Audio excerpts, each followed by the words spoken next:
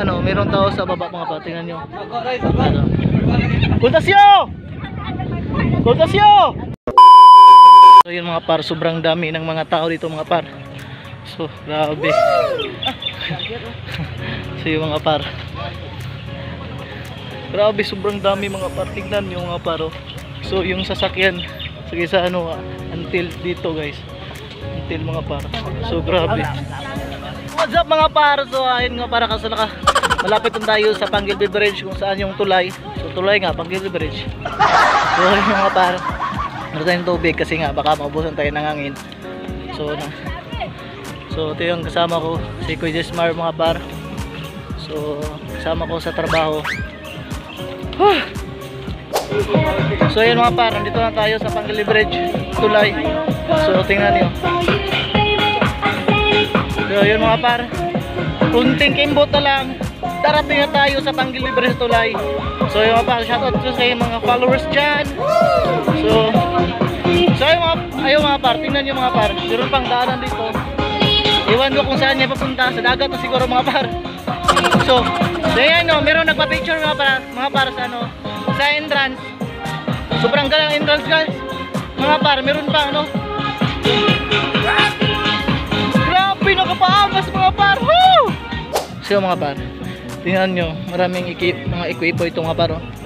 Dansa. So parang ito yata ang ginagamit para bumuo ng tulay mga par. Siyempre mabaw. Bakit kaya nakulutang yan mga par? Kasi ang mabaw naman yung tubig doon sa baba, tapos malaki yung lansa, pero lumutang. So yun mga par, grabe mga par, yung makasama ko na nawala, saan kayan pumunta. So kasi nga mga par, nag-start yung Yati Walk talaga 5:30. So nandito na kami. So yung mga par, yung iba nandito na alas 3 pa ng umaga. Grabe naman, sobrang excited mga par. So tayo nga alas 3, wala pa, tulog pa tayo yan. Grabe. Pero sila nandito na mga par. Grabe, sobrang excited. Grabe.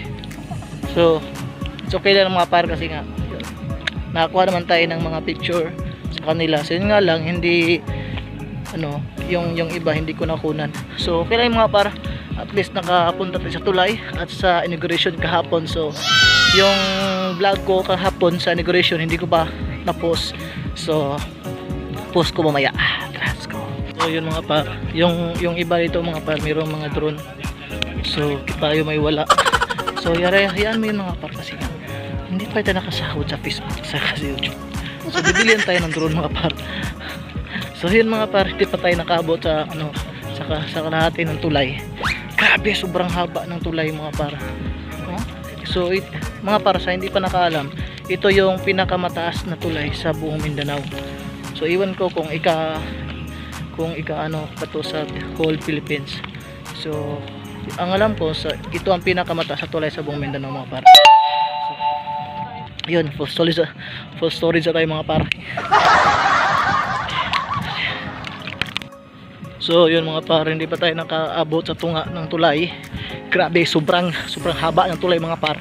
So yun, oh, sobrang dami ng mga tao mga par. Tingnan nyo, diba? Hindi pa tayo nakaabot sa kalahati ng tulay. Sobrang hangat na mga par. Beautiful.